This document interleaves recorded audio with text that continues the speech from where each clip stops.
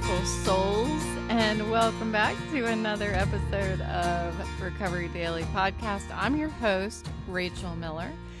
I'm a grateful recovering alcoholic and stroke survivor, and I am coming to you today with a heart full of gratitude and a mind that is learning to embrace the simplicity of enough. So today I want to talk about just a personal moment I had this evening. Kind of a little bit of a mini revelation and a spiritual checkpoint, if you will, that reminded me what truly matters. So, my lovely niece dropped by for dinner this evening, and she just returned from a business trip, and our conversation danced around her experiences on her business trip. And I'm super proud of her and just continuing to grow in her life and in her job and such. And my boyfriend, of course, was there. But as I tried to engage in conversation, I started feeling that all too familiar struggle that I've been feeling over the past, 6 months, more than that, but I don't know, just mostly it seems worse now. Anyway, that's beside the point. So the words I wanted to say just continued to seem like just out of reach, like leaving me grasping for sentences, feeling exhausted, and honestly, like frustrated. It's hard to explain a little bit, but it's like I have a whole bunch I want to say, but I'm standing behind this gate and I can't get through, It's like I'm waiting at a gate to go into a concert and they just won't open the door. Like I'm excited, but I can't get it out of me. That's what it feels like because I can't find the words. And it almost makes me feel just that block for me is exhausting. It's exhausting. And I was telling my niece today, I said, she listens to the podcast like daily, I think. And I said, if you listen, you can tell when I go off script. When I'm actually reading from my script that I work on throughout the day, if I move away from the script and I just start talking, you can tell that I slow down. I can't find the right words. I almost start talking in circles a little bit, and I will forget what I was talking about. Like I'll forget the beginning of the sentence before I get to the end of the sentence, kind of thing. So I'm doing that right now. So we're going to go back to the script. Anyway, I was feeling this way tonight, and it's moments like that when if the conversation moves to me, the spotlight lands on me and I don't have a prepared script like I do for the podcast that guides me. I'm not reading the script, but it's guiding me so that I remember what I'm talking about. And when I don't have that and I'm just in a room with people and everybody looks at me and I realize this is what I want to say, but I just can't find the words. I can't say it. And it just I find myself like floundering. So, after some time, my boyfriend left the room for a few minutes and she asked me like, how are you feeling? Are you okay? And so I shared with her the challenges that I've been feeling, I was feeling tonight, and how sometimes that spontaneous communication just feels like a mountain to climb, like climbing a mountain with no map, like just completely lost and exhausted, and not getting anywhere. So she, of course, like I said, a daily listener on the podcast, um, offered her, her understanding and comfort to me. And my boyfriend joined back into the room, and we were talking about me going to a psychotherapist. And so I said that I've been thinking that that's what I'm going to do. And I reached out to someone in my, the main person, the main contact person for the stroke survivor support group. I reached out asking if they had a contact for a psychotherapist that I could go to. And I said, like, I'm concerned, like, I feel bad asking my boyfriend to drive me to another place. And so he's sitting there, and I just knew this. I knew, and he's like, I'll drive you wherever. You can ask me to take you anywhere.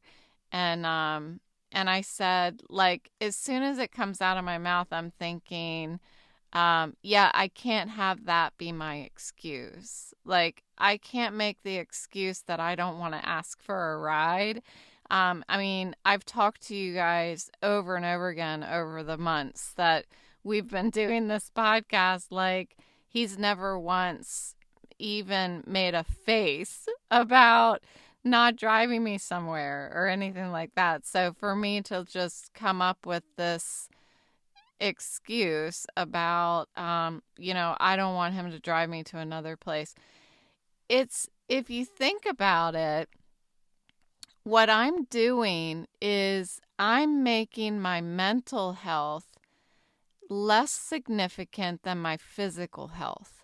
I don't have a problem asking him to take me to the doctor, all these doctors, all these specialists and stuff. But yet, when I have a need to go to a therapist, for my mental health, I'm like, oh, I don't want to ask him to take me to that doctor. So do you see, it's the perfect example of how we don't put our mental health up as an equal to our physical health. And that is where we go so wrong.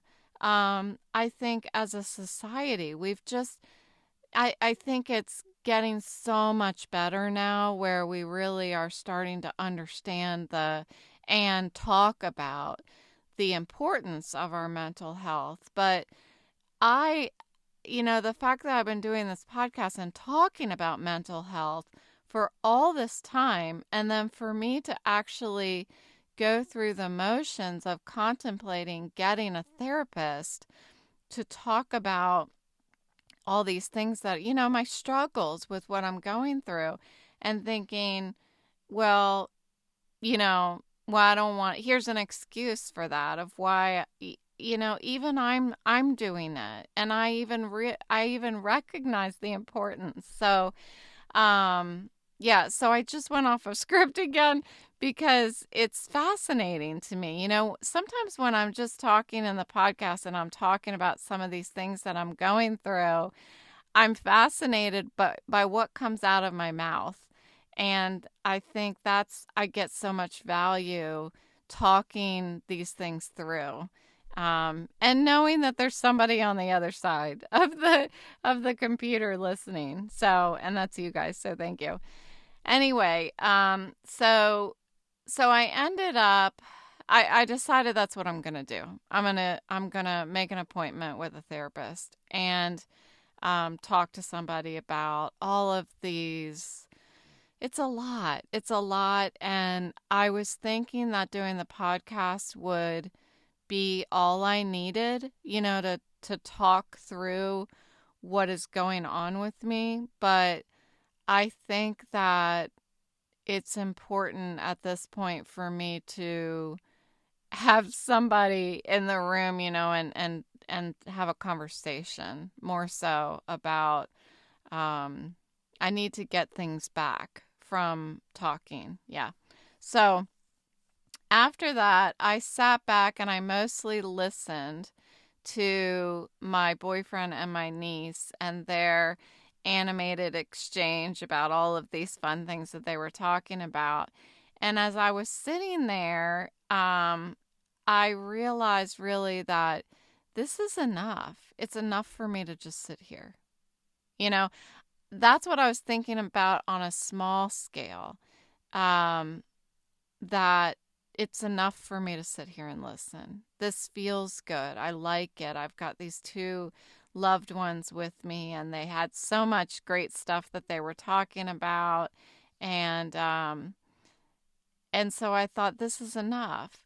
But yet I started thinking about it on a more grander scale, that I'm not at a low in my life. It feels like a low, but I've been low in my life, and this is not I'm not there. I'm simply navigating through another phase of growth in my life, and it demands a recalibration of my attitude and my actions to align with my present circumstances. So, in my drinking days, it struck me that and this was after my niece left tonight when I was starting to write down my thoughts. Um I was thinking about my drinking days and how nothing ever was enough back then. Um, I always needed more. Whether it was drinking, I needed more wine. Whether it was cigarettes, I needed more cigarettes. I needed to make sure that if I had a pack of cigarettes, I made sure I had another pack sitting waiting for me. Or if I had a box of wine, I had to make sure that there was a second box that was waiting for me in case I ran out of the first one. Because God forbid I had no wine. That would have been seriously a nightmare for me. But more money. I never had enough money. And yet I didn't know how to manage my money.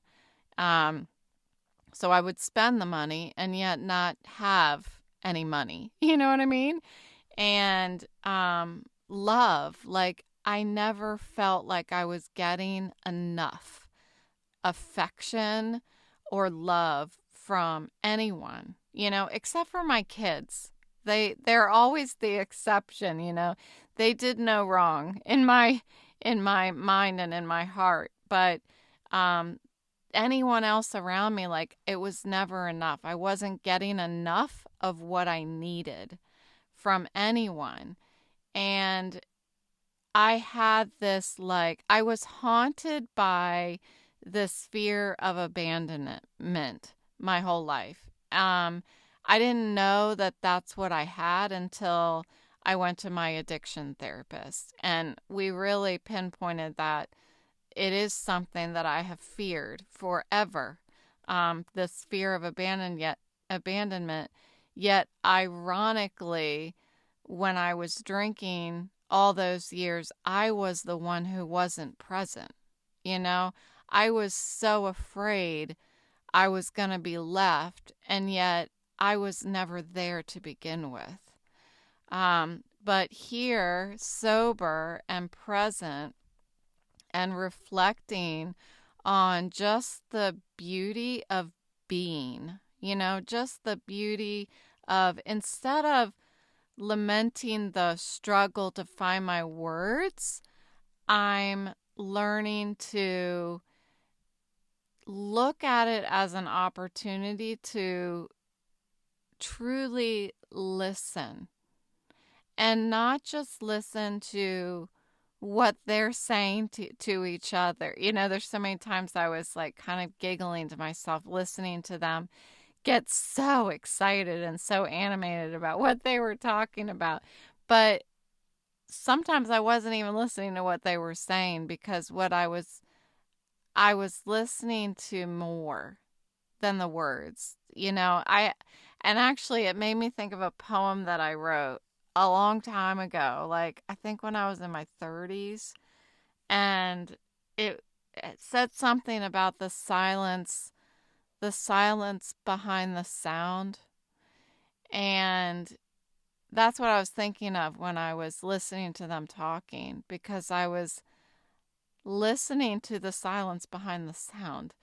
And anyway, I was thinking that perhaps I need to break out my poems and dig that poem out and start playing around with it, because I did hear years ago that you can rewrite a poem however many times you want. I always thought when I was younger, when I wrote a poem, like that was it. Don't touch it.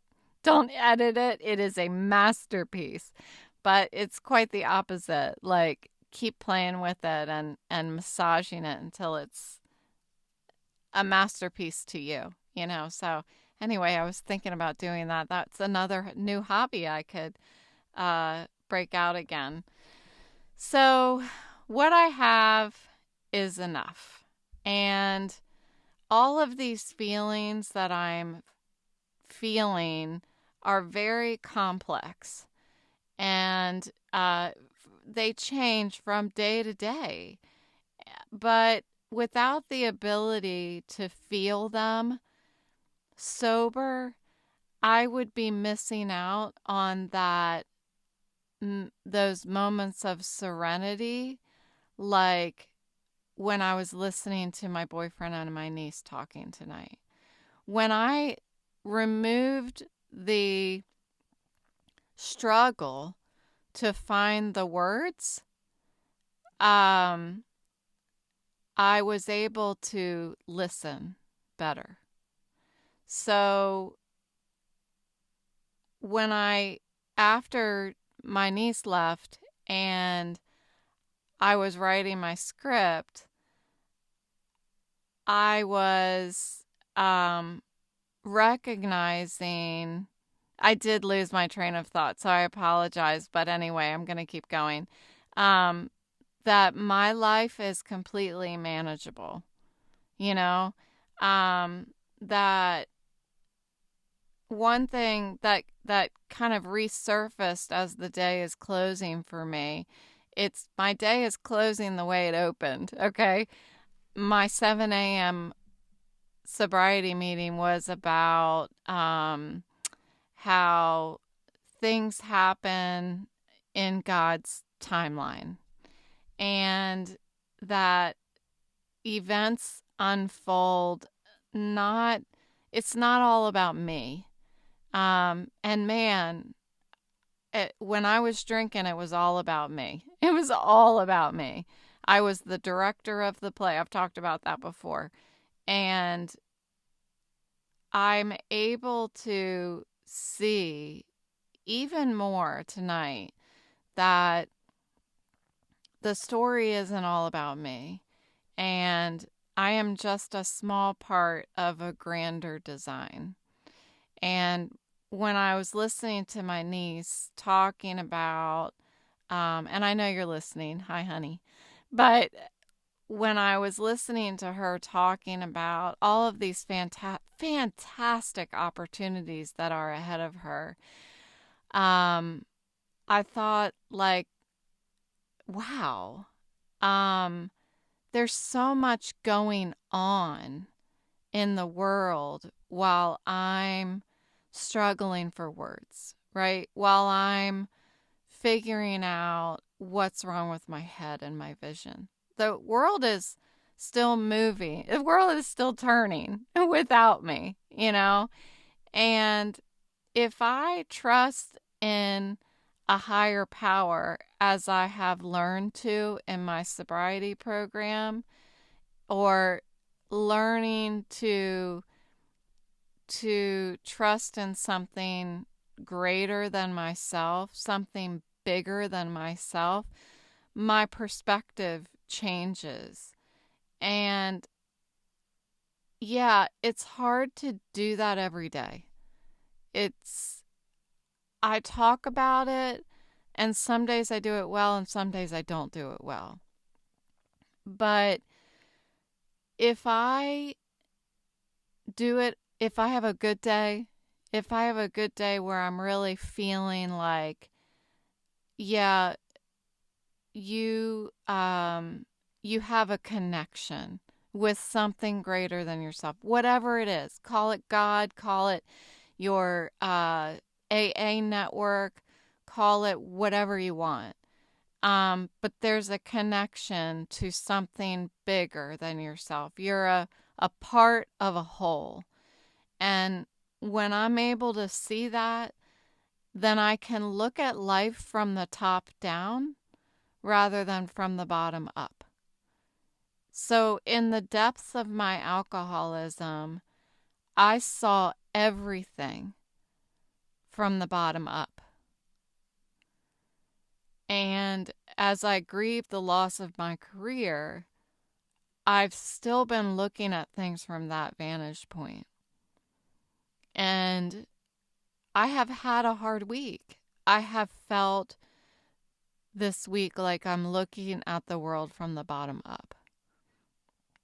And just doing this podcast episode doesn't mean that my perspective is going to shift, because it doesn't work like that. I think I need to go see a therapist, and I'm going to talk through it and get that perspective to start shifting. But having faith is a step in that direction.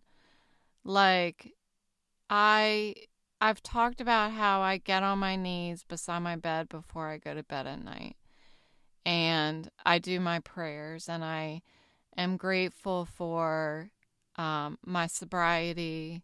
I'm grateful for not smoking. That's part of it.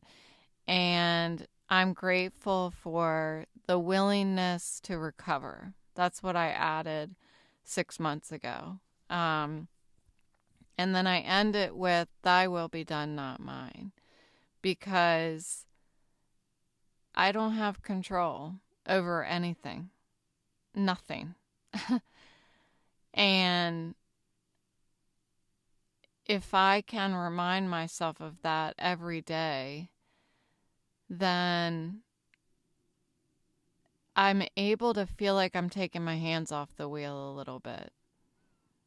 But as each day goes by, I feel like I'm starting to grab a hold of the wheel again, and so I just keep, I just keep trying. It's the best thing that I can do. But doing that practice every night before I go to bed, it does allow me to shift and look, maybe not even from the top down. Sometimes I feel like I'm looking at life sideways, if I'm being honest. When I go to bed at night, I feel like I'm looking at the world sideways.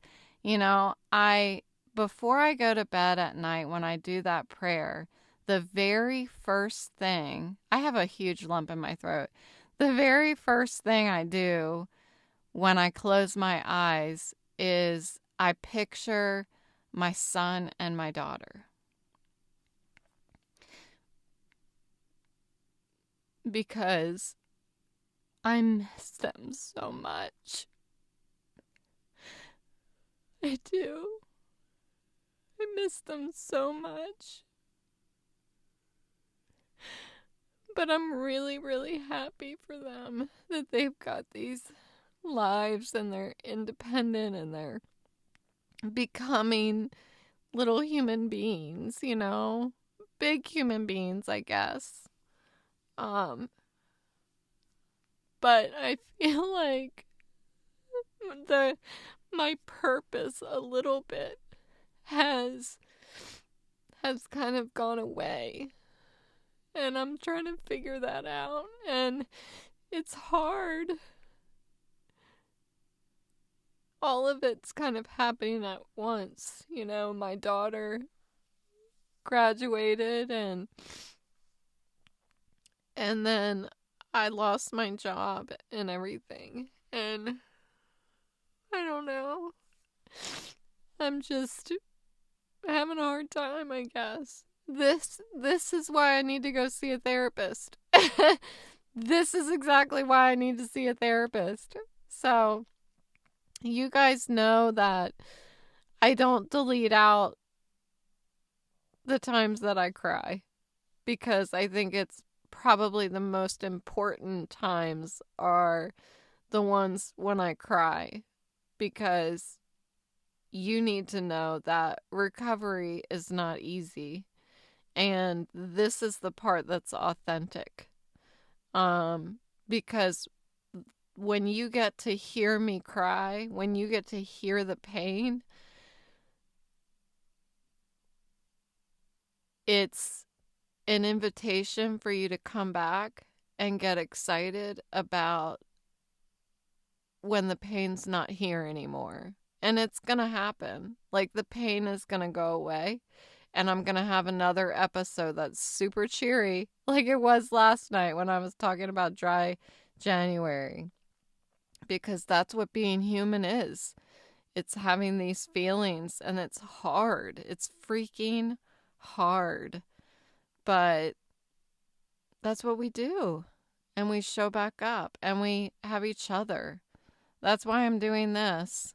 Because can you imagine if I was just not doing this podcast and I was just crying by myself? You know? Yeah, I'm by myself in my closet, but I'm not, because I'm picturing all of your faces. You know, many of you I know very personally, and I'm picturing your faces when I'm talking. So I don't feel alone. And that's why I'm doing this. So, whew, I think it's important for us to see ourselves as one among many. And even though we have our own narratives, it's a part of one grand story.